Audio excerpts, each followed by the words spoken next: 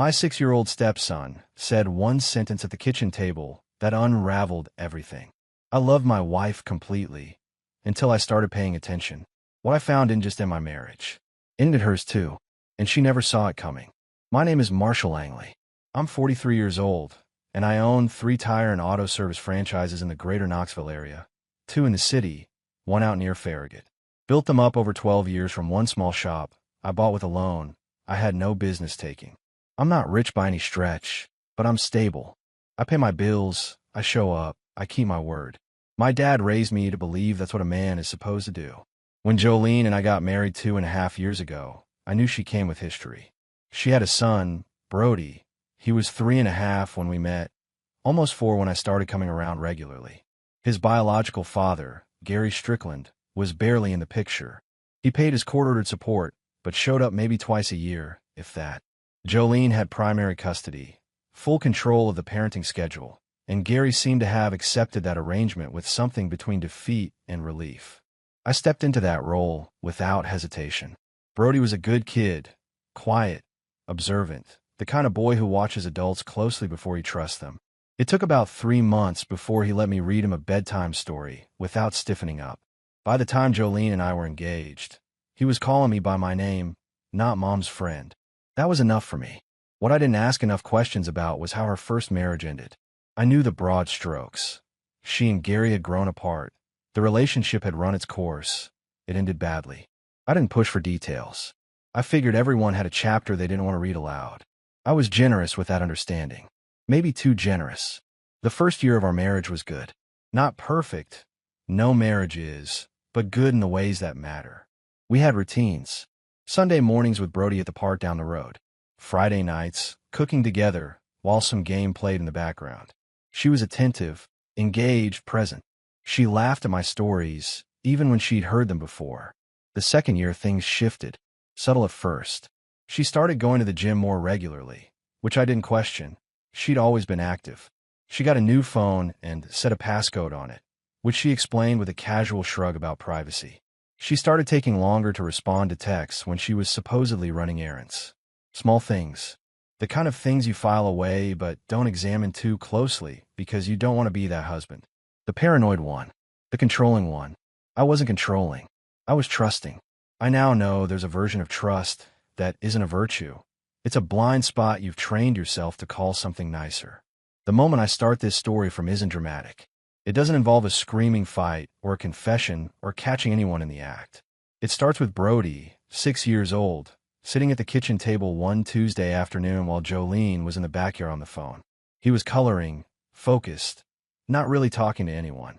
Then out of nowhere he said, without looking up from his page, "Kyle says my mom has really pretty eyes." I set my coffee mug down. "Kyle?" I asked, keeping my voice easy. Brody shrugged. "The man from the gym. He comes to the car sometimes when we pick up my school stuff." He said it the way kids say things, like it was nothing, like it was obvious, like everyone already knew. Then he went back to coloring. I stood there in my own kitchen and felt something cold settle in my chest.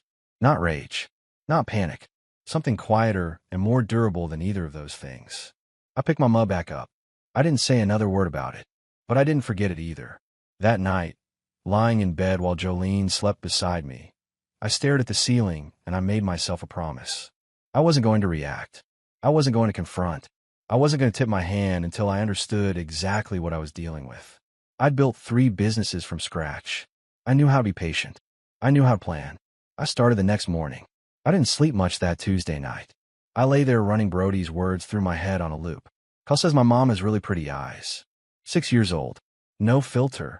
No agenda. Just a kid repeating something a grown man had said to his mother in front of him. The next morning I was at my Farragut shop by 7, handling a parts delivery and a scheduling issue with one of my technicians. I kept busy. Busy was good.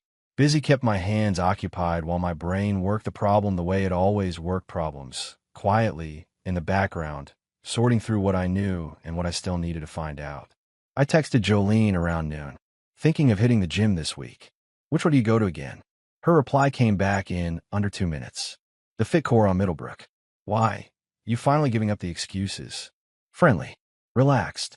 Not a flicker of hesitation in her tone. Maybe I wrote back. "Might check it out."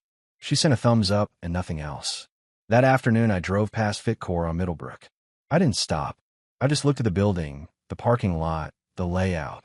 Then I kept driving and went back to work. 2 days later, Thursday, Jolene told me at breakfast she was heading to the gym after dropping Brody at school. Normal routine. She said she'd be back by 10:30, maybe 11. I called Owen Barrett at 8:15. Owen and I go back to 7th grade in Maryville. He's the kind of friend you don't need to explain things to. You give him the outline, and he fills in the rest. He works in commercial insurance now, which means he spent 20 years learning to read situations for what they actually are rather than what they appear to be. I told him what Brody had said. I told him about the gym, the passcode on her phone, the longer gaps between texts. There was a pause on his end. Then Owen said, "What do you need?" "Just to know I'm not losing my mind." I told him. "You're not," he said. "What's your next move?" I told him I was going to the gym parking lot. I got a Fitcore at 9:40 and parked across the street at a strip mall, far enough back that I had a clear line of sight to the entrance without being obvious. Jolene's silver Accord was already in the lot, 3rd row from the door. I waited. At 10:15, a man walked out of the gym. Tall, mid-30s, the kind of build that comes from spending serious time in a weight room. He was carrying a gym bag and moving with the easy confidence of someone who was comfortable in his own skin. He stopped near the entrance, checked his phone, then leaned against the wall. 4 minutes later, Jolene came out. She spotted him immediately, the kind of immediately that means you were looking for someone, not running into them. She smiled, not the polite smile you give an acquaintance. Something warmer, something private. He said something and she laughed, tilting her head in a way I recognized. She did that when she was enjoying herself. Then she walked to her car. And here's the moment I keep coming back to, the one that cut through every excuse I've been making for her in my own head. She didn't drive away. She sat in the driver's seat, and through her windshield I could see the glow of her phone screen. Both hands on it, completely absorbed. That same soft expression on her face, the one that had nothing to do with grocery lists or school pickups or anything that belonged to the life we built together. She stayed in that car for 11 minutes. I know because I watched the clock on my dashboard. She had no idea I was sitting 100 yards away. When she finally backed out and drove toward the exit, I stayed where I was. I didn't follow her. I didn't need to. Not yet. I had enough to know that what I was dealing with was real, that Brody's offhand comment wasn't coincidence, and that the man from the gym had a name I was going to find out. That night, I started keeping voice memos on my phone. Not for anyone else, just for me. Dates, times, details. The same way I document an issue at one of my shops before deciding how to handle it. First memo, Thursday, 10:15 a.m. Tall male, Fitcore Middlebrook, mid-30s. She knew exactly where he was standing. I kept my voice flat and steady when I recorded it. Then I set the phone down, went into the living room, and read Brody his bedtime story like nothing in the world had changed. I've always believed that if you want to know the truth about something, you don't kick down doors. You pull one thread and let the whole thing unravel on its own. By Friday morning, I had a name. Kyle. I had a gym. I had a face. What I didn't have yet was a full picture. And in my line of work, you never make a decision based on an incomplete picture. You wait until the numbers tell the whole story. I ran the Fitcore website first. Staff page listed 6 trainers.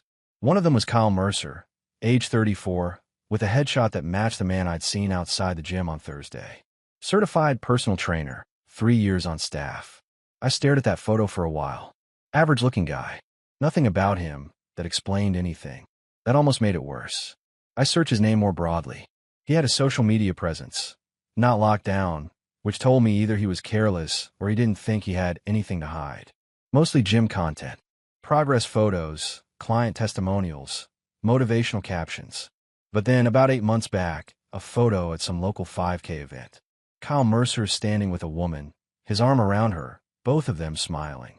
The caption tagged her, Dana Mercer. Married. I sat with that for a minute. Then I kept going. I pulled up our phone account. Jolene and I were on a share plan. I'd never had a reason to look at her call logs before. I had one now. I scrolled back 3 months and found what I was looking for without having to look hard. One number, appearing over and over. Mornings, midday, occasional evenings when I was still at the shop. Dozens of entries. I copied the number into a reverse search and got a name. Kyle Mercer, Knoxville. 93 days of contact. I closed the laptop, went to my Farragut shop, and spent 4 hours doing exactly what I was supposed to do, checking inventory, reviewing the week's service logs, talking through a staffing issue with my manager, Ray.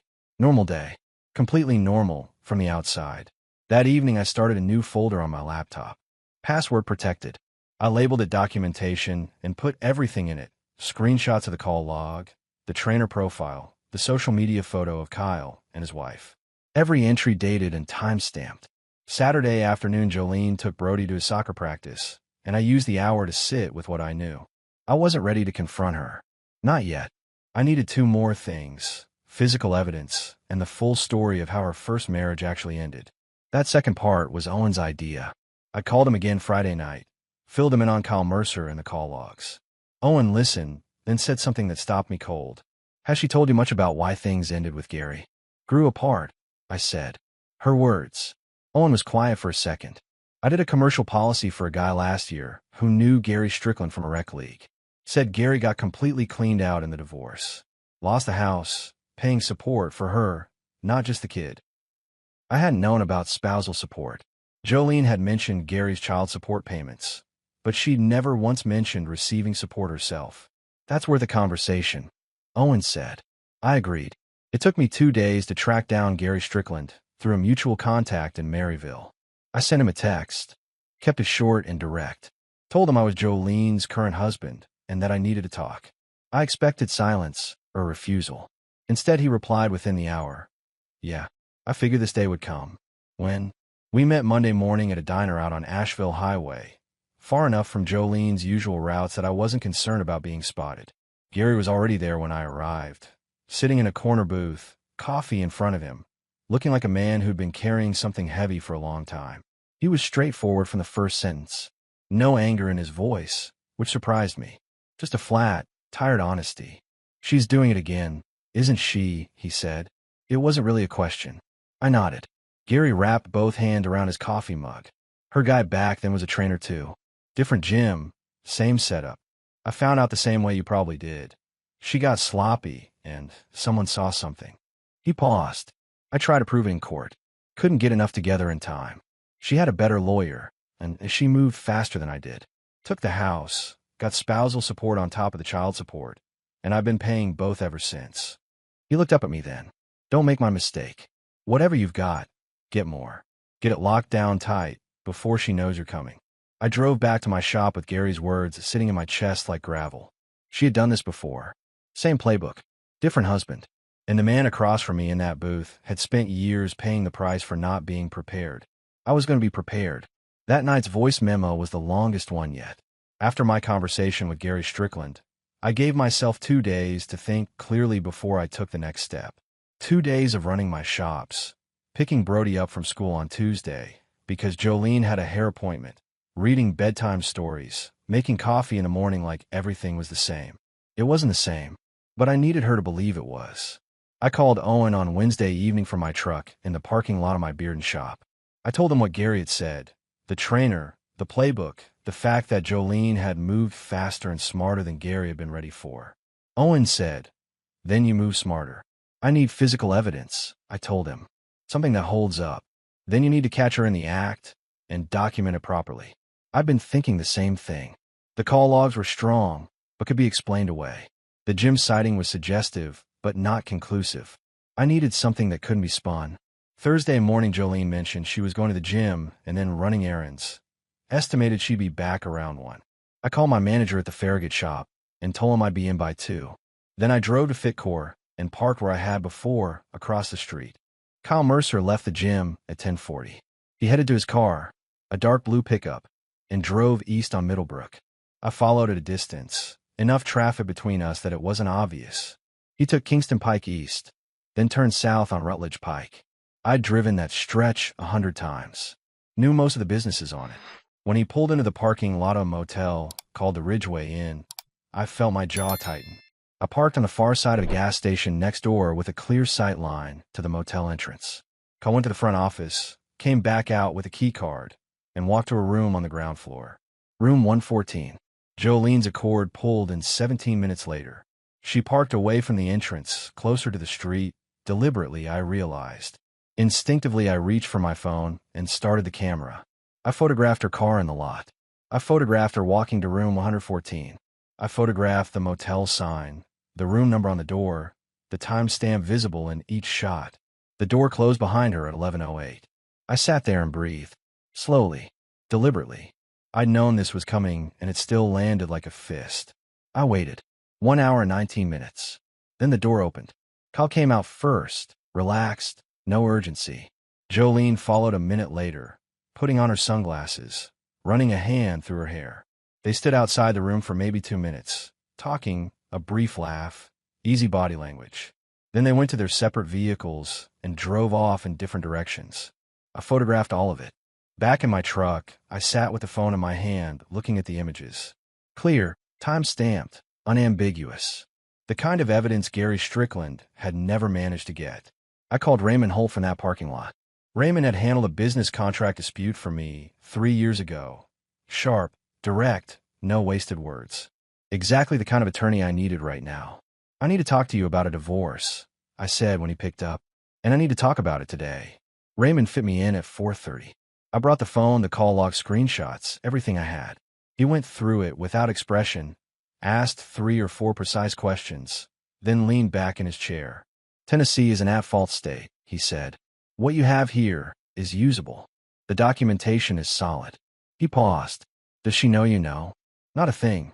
I told him. Raymond nodded. Keep it that way for now. Give me a week to prepare. I left his office feeling steadier than I had since Monday. Not good. There was nothing good about any of it, but steady. That night, I recorded the second voice memo. Dates, times, photo inventory, Raymond's name, and our conversation. Then I went home, sat across from Jolene at dinner, and let her tell me about her day. She said the gym was great and the errands had taken forever. I said that sounded rough. I poured myself a glass of water and listened to her talk. Raymond Holt called me on Monday morning, 8 days after our first meeting. He said he had the framework ready and wanted to walk me through it before we filed anything. We set a meeting for Wednesday afternoon. That left me 2 days to tie up the one thread I'd been sitting on since my conversation with Gary Strickland. Gary had told me Jolene had a better lawyer and moved faster than he'd been ready for. What he hadn't told me, because I hadn't asked the right question, was exactly what moved faster looked like in practice. I texted him Sunday evening. One more question. Did she consult an attorney before you knew anything was wrong? His reply came back in 10 minutes. Found a charge on our joint card about 3 months before she filed. Didn't know what it was at the time. Put together later.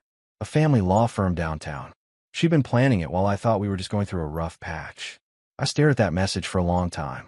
Then I checked our joint credit card statement online. I scrolled back 4 months. Nothing from a law firm. I went back 5 months. There, a charge I'd noticed at the time, but assumed was something professional. A firm called Delaney & Cross.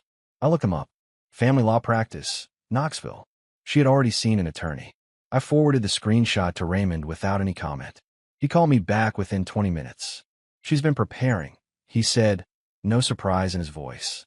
That changes the timeline. We need to move by end of week. Wednesday's meeting with Raymond was efficient. He walked me through the asset picture. The house was mine before the marriage, which mattered. The shops were mine, established and documented before we wed. The prenuptial agreement we'd signed, which Jolene had treated like a formality, contained a fidelity clause that Raymond said was enforceable given what I had documented. She was counting on you not knowing about that clause, Raymond said, or not being able to prove anything. She miscalculated, I replied. Raymond allowed himself a brief, professional nod. Yes, she did. That evening Owen came by the house while Jolene was at her book club, or wherever she actually was. We sat on my back porch with the lights off, and I filled him in on everything. The prenup clause, Raymond's timeline, the charge from Delaney & Cross. Owen was quiet for a moment. Then he said, she went to an attorney while you were still playing house husband. You know what that means. It means she was planning to be the one who filed first. I said, get out ahead of it, control the narrative, maximize what she walked away with. Same thing she did to Gary. Owen said, exactly the same thing. Different address, different man, identical strategy. And the only reason it wasn't going to work this time was because I'd listened to a 6-year-old boy say something at the kitchen table about a man named Kyle. I thought about Brody that night after Owen left. The kid was in his room, asleep, completely unaware that his world was about to shift again. He'd already lost one version of a stable home when Jolene and Gary divorced. Now he was going to lose another one. That wasn't on me. I knew that. But it sat heavily regardless. What I also knew, and what I held on to when the weight of it got too much, was this. If Jolene had gotten what she was planning, if I hadn't caught it, if I'd let the divorce happen on her terms, she would have walked away with spousal support, potentially a claim on the business income, and I'd have spent years in the same position Gary Strickland was in right now. Paying. Watching Brody on alternating weekends. Losing ground I'd spent 12 years building. That wasn't going to happen. Raymond filed the paperwork Friday morning. Jolene didn't know yet. She left that morning the same way she left every morning. Coffee, keys, a quick goodbye that had grown shorter and more automatic over the past year. I watched her pull out of the driveway from the kitchen window. I picked up my phone and recorded voice memo number 3. Brief, just the facts. Raymond filed. The prenup clause is in play. She visits Delaney and Cross. We've already countered it. I set the phone down and went to work. The papers were filed, but the silence in the house felt different now. Heavier, like the air before a storm that hasn't broken yet. Jolene didn't know.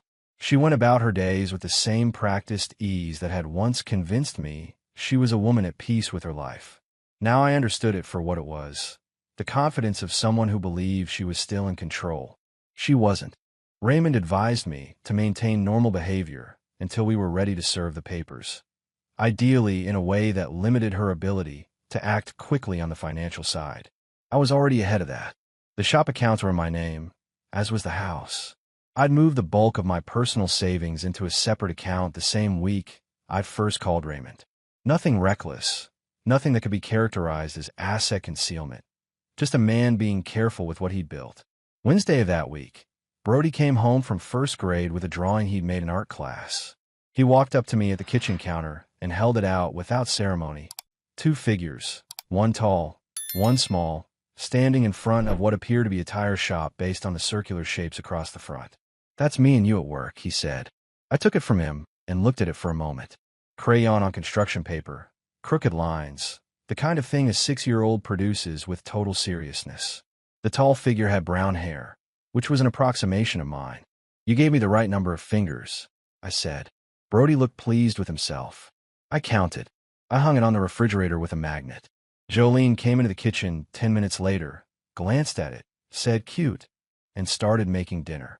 I stood at the counter and thought about what Raymond had told me at our last meeting, that the prenuptial agreement covered spousal support, but not parenting arrangements involving Brody, since he wasn't my biological child.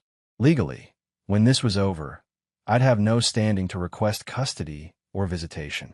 Brody would stay with Jolene, and whatever contact we'd built over 2.5 years would exist only if she allowed it. That was a difficult thing to sit with. Owen had asked me, when I told him, whether I planned to stay in Brody's life somehow. I'd said I didn't know yet. The honest answer was that I wanted to, but I also understood that wanting something and having it be possible are 2 different things. Jolene was not going to make anything easy once the papers landed. What I kept coming back to, and what steadied me when the weight of it pressed down, was the larger calculation. If this marriage had continued the way Jolene intended it, if she'd filed first and moved on her terms, Brody would have watched me disappear from his life anyway, just more slowly, in the background, while a court decision stripped away what I'd built. At least this way, I was the one standing upright when it ended. And there was something else I hadn't let myself say out loud until that week, sitting in my truck after closing up the Bearden shop on Thursday night. I was glad, genuinely, deeply glad, that Jolene and I had never had children together. We talked about it in the first year of our marriage. She'd brought it up a few times, not urgently, but consistently. Something had always made me pump the brakes. I told myself it was the business, the timing, not being ready. Now I understood it differently. The same thing that had made me careful with my shops, the instinct to protect what you've built, had been working quietly in the background of my personal life too. If we'd had a child together, I would have been Gary Strickland all over again, paying support to a woman who'd planned my removal before I knew a plan existed, missing my own kid on alternating weekends.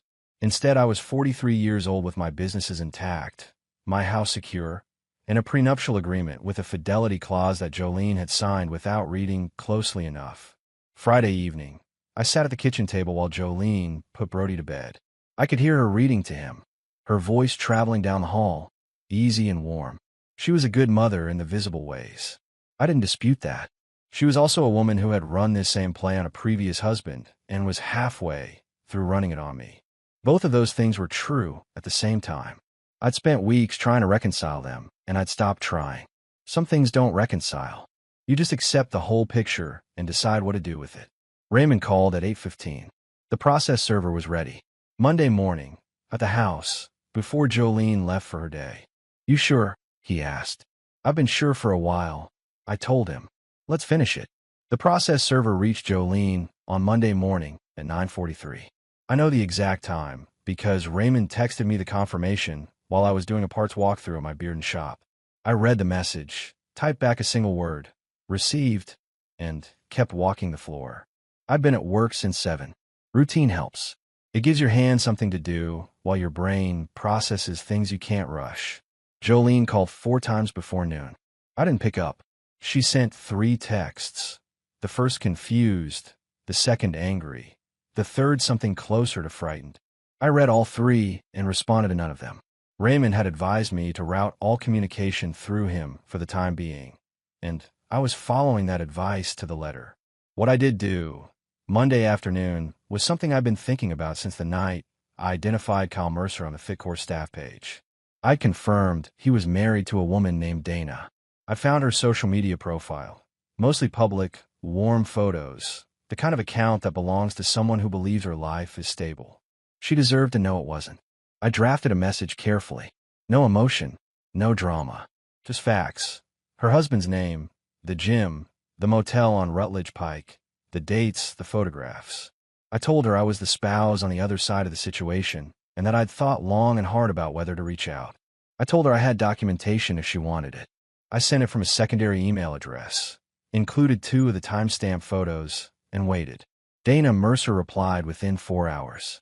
Her message was short. She was still processing. Clearly, the sentence is a little uneven, but she asked for the full documentation. I sent it. She replied again that evening. "Thank you for telling me. I know that wasn't easy. I'm sorry you're going through this too." We exchanged a few more brief messages over the following 2 days. She wasn't interested in coordinating anything dramatic. She just needed what I had, and I gave it to her without conditions. She was dealing with her own version of the same wreckage. I wasn't going to make it harder. What she told me, in one of those messages, was that Kyle had done something similar before they were married. A situation she'd known about, but chosen to overlook because she believed it was a one-time failure of judgment. She'd been carrying that compromise ever since, wondering. Now she had her answer. I thought about Gary Strickland when I read that. 2 people who'd given second chances to someone who used those chances to sharpen their approach for next time. Owen came by Tuesday evening. We sat on the back porch the same way we always did. No fanfare, just 2 men who'd been friends long enough to skip the performance of it. Dana Mercer reached out to me today. I told him. She's filing. Owen nodded. Kyle's having a rough week. He earned it, I said. We sat with that for a while. Then Owen asked how Jolene had reacted to the papers. I don't know yet, I told him. Raymond's handling the communication.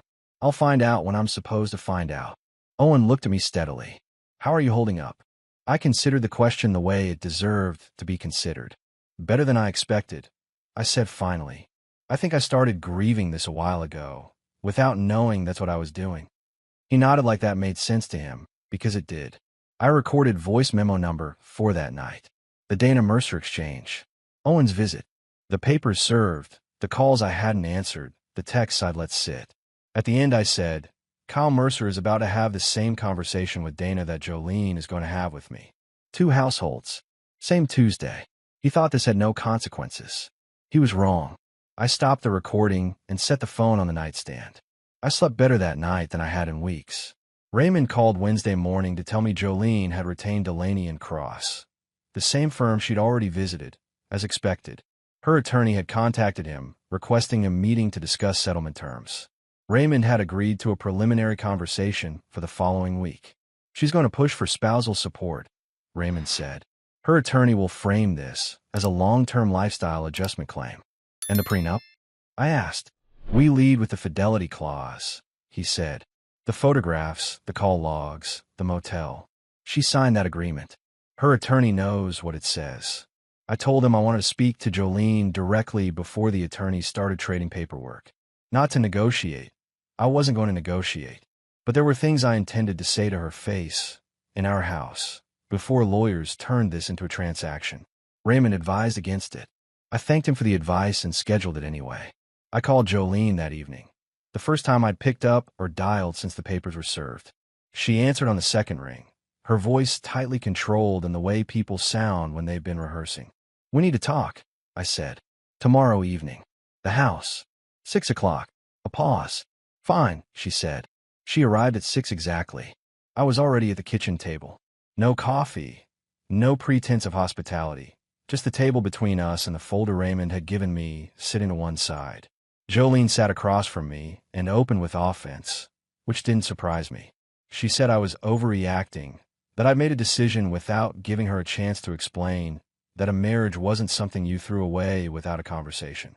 I let her finish. Then I opened the folder and laid 3 photographs on the table. The motel, room 114. Her walking to the door at 11:08 a.m. She looked at them without speaking. "Kyle Mercer," I said, 34 years old. Fit core on Middlebrook. 93 days of phone contact before I took those photographs. Her jaw tightened. She looked up at me. "You follow me." "I did," I said. "After your 6-year-old son told me that Kyle said you had pretty eyes." That landed. I saw it in the way her expression shifted. Not guilt, exactly, but the recognition that the thread had started somewhere she hadn't controlled. She tried a different angle. Told me I didn't understand what had been missing in our marriage, that she hadn't intended for things to go this far, that if I just paid more attention she might not have. I stopped her there. "I talked to Gary," I said. Complete silence. "He told me about the trainer at the other gym." I continued, keeping my voice level. "He told me about the attorney you hired before he knew anything was wrong. He told me what it cost him." I paused. "I found a charge from Delaney and Cross on our account, Jolene. 5 months ago. You were in their office planning your exit while I was picking Brody up from school." She said nothing for a long moment. When she spoke again, her voice had dropped. "What do you want?" "I want you to understand that this isn't something I'm doing in anger," I said. "I want you to understand that I know exactly what happened and exactly how it was planned. And I want you to know that the prenuptial agreement you signed has a fidelity clause that Raymond Holt is prepared to argue in front of a judge with those photographs as exhibits." She looked at the photos on the table. The calculation behind her eyes was visible, running numbers, assessing positions, the same way she'd done with Gary, except this time the math wasn't working in her favor. "What about Brody?" she said. "Brody is your son." I answered. "I would have liked to stay in his life. You made that complicated." She left 40 minutes later without having agreed to anything, which was fine. That conversation wasn't about agreement. It was about making sure she understood the ground she was standing on before the attorneys took over. I recorded voice memo number 5 after she pulled out of the driveway. Short, factual, no editorializing. At the end I said, "She knows now. The performance is over. Whatever comes next happens in daylight." Raymond called me on a Thursday morning, 2 weeks after the papers were served, and told me Delaney and Cross had submitted their formal position. Spousal support, a claim on projected business income based on contributions during the marriage, and a request for extended transition time before Jolene was required to vacate the house. I sat in my truck in the parking lot of my Farragut shop and listened to him read through the list without interrupting. When he finished, I said, "Walk me through what we counter with." Raymond was methodical, which is exactly what I'd hired him to be. The prenuptial agreement's fidelity clause was the centerpiece, signed, witnessed, filed with the county clerk. Jolene's attorney knew it existed and had already attempted to argue it was signed under duress, which Raymond described as a reach and a half. The photographs from the Ridgeway were time-stamped and clear. The call log covering 93 days of contact with Kyle Mercer was documented, and Gary Strickland had agreed, in a signed declaration, to provide testimony regarding the pattern of behavior he'd witnessed during his own marriage to Jolene.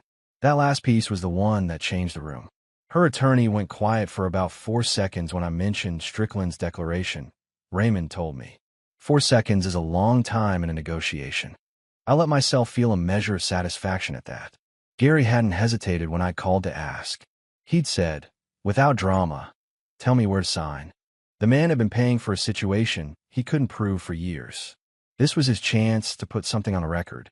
The system, as I'd come to understand it through Raymond's explanations, was not built with men like me in mind.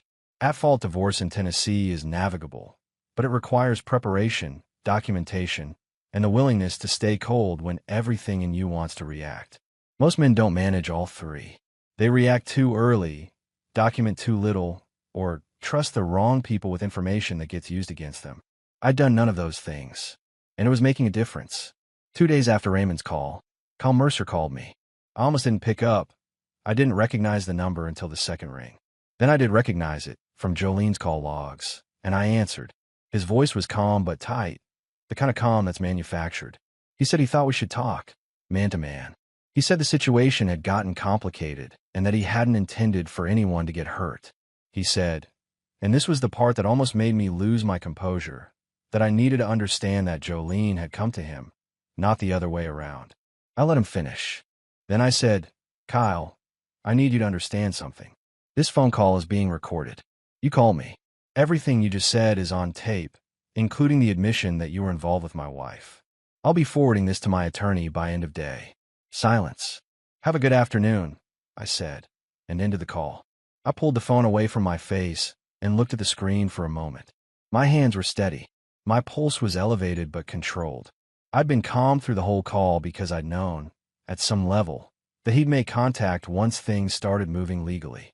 People who believe they're untouchable always want to manage the situation when they realize they're not. I sent the recording to Raymond within the hour. His reply was a single line. This is useful. Well done. Owen came by that Friday evening. We sat on the back porch with the lights on this time. No reason to sit in the dark anymore. I told him about Kyle's call. Owen shook his head slowly and made a sound that wasn't quite a laugh. He called you, Owen said, to explain himself. He thought he could smooth it over, I said. Some people genuinely believe that talking is the same as fixing. Owen looked out the yard. What's Raymond saying about the timeline? Mediation first. Her attorney knows the prenup is solid and the photographs aren't going anywhere. Raymond thinks we settle without going to trial. I paused. She won't get spousal support. The business income claim gets dismissed. She takes her personal belongings and what she came in with. Gary's going to feel that, Owen said. Gary's already on record, I replied. That's the closest thing to justice he's going to get, and he knows it. We sat quietly for a while. The neighborhood was settling into an ordinary Friday evening. A dog barking a few yards over, someone's lawnmower in the distance, the particular domestic hum of a place where most people were exactly where they expected to be. I thought about Brody. He'd gone with Jolene to her sister's place the week after the papers were served. I hadn't seen him since. He didn't understand what was happening, and I had no way to explain it to him in terms a 6-year-old could hold. What I could do, and what I'd already discussed with Raymond, was document my willingness to remain involved in his life and put in a letter to Jolene through counsel. Whether she honored, that was her choice. I wasn't going to chase it. What I'd built over 12 years was intact. The shops were running. The house was mine. The man who'd sat in a diner with Gary Strickland weeks ago and listened to a story he recognized was not going to end up living that same story. I recorded voice memo number 6 that night. The Kyle Mercer call, the recording, Raymond's response. Owen's visit. I paused at the end for a moment. Then I said, Jolene thought she'd picked the right target. A man with enough to lose that he'd rather absorb it than fight. She was wrong about that. She was wrong about most things. I stopped the recording. Mediation took place on a Wednesday morning, 6 weeks after the papers were served. Raymond had prepared me for it with the thoroughness of a man who understood that preparation is the only thing that separates a good outcome from a bad one. Jolene and I sat on opposite sides of a conference table in a downtown Knoxville office building, our respective attorneys beside us. She looked composed. She was always composed in public. It was one of the things I'd once admired about her. But there was something different in how she held herself that morning. A guardedness that hadn't been there in the early days of our marriage, when she'd had every reason to believe she was in control of how things would end. She wasn't in control of this. The mediation lasted 4.5 hours. I won't recount every exchange. Most of it was attorneys talking to a mediator, while Jolene and I sat across from each other, saying very little directly. But the shape of it was exactly what Raymond had predicted. Delaney and Cross came in with their list. Raymond laid the prenuptial fidelity clause on the table alongside the photographs, the call logs, and Gary Strickland's signed declaration. Jolene's attorney asked for a recess after 20 minutes. When they came back, the spousal support claim had been withdrawn. What remained was the division of assets acquired during the marriage. A relatively short list, given that we'd been married 2.5 years, and I'd entered with clearly documented separate property. She received her personal belongings, a vehicle we'd purchased jointly 18 months ago, and a settlement figure that Raymond described afterward as fair and far below what she'd have gotten if the fidelity clause hadn't been in play. She signed everything that afternoon. I signed everything that afternoon. Outside the building, Raymond shook my hand and said I'd handle the process as well as any client he'd worked with. I thanked him and meant it. 2 weeks after mediation, Norma Strickland called me, Jolene's mother. I almost didn't answer that one either, but something made me pick up. She was quiet at first, like she was choosing her words the way you do when you know you don't have many to spend. Then she said, I owe you an apology, Marshall. I didn't know about the first time. About Gary. I didn't know she'd done this before. Another pause. I should have asked harder questions a long time ago. I told her I appreciated the call. I meant that too. Norma asked about Brody. I told her he was a good kid who hadn't done anything wrong. She said she knew that. We left it there. The call lasted 8 minutes. It didn't change anything legally or materially. But there was something about a 61-year-old woman calling to say I was wrong that sat differently than most things in this entire process. She didn't have to make that call. She made it anyway. 3 weeks after mediation, I got a text from Dana Mercer. Short. She'd always been economical in her messages. She said Kyle had moved out and that she'd filed her own papers. She said she and her daughter were doing okay. She said, thank you one more time. I texted back, take care of yourself and your girl. That was the end of that correspondence. The Farragut shop set a quarterly revenue record the month the divorce finalized. My Bearden location was up 15% year over year. The third shop, which I'd been considering expanding, had a contractor coming in for an assessment in February. I'd built 3 businesses from scratch, and they were still standing, still growing, because no one had gotten their hands on what I'd spent 12 years making. Owen and I had dinner on a Friday night about a month after everything finalized. A proper dinner, steaks, not porch beers, at a place in Bearden we'd been going to since our early 30s. We talked about his kids, his wife, a road trip he was planning in the spring. Normal conversation. The kind you get back to when the emergency is over. Near the end of the evening, Owen set down his glass and looked at me for a moment. You doing all right? Really? I thought about it honestly before I answered. Yeah, I said. I am. He nodded like he believed me. Because it was true. I thought about Brody sometimes. I hoped Jolene let him stay close to Owen and me in whatever way she could tolerate. I'd written the letter Raymond had suggested, a formal, documented expression of willingness to remain involved, and it was on record. The rest was up to her. I drove home that night along the same roads I'd driven for 20 years, past the Farragut shop with its lights off and the sign I'd put up when I bought it, past the stretch of Kingston Pike where I'd followed Kyle Mercer without him having any idea, past the neighborhood where I'd built a life that was still mine. I parked in the driveway, went inside, and stood in my kitchen for a moment in the quiet. Then I started thinking about February and the contractor and whether the expansion made more sense on the east side or the north. Some men get knocked down and spend years trying to remember who they were before it happened. I got knocked down, kept my footing, and walked back out into my own life with everything that mattered still in my hands. That's what 12 years of building something teaches you. You don't let go of it easily, and you don't let someone else decide what it's worth.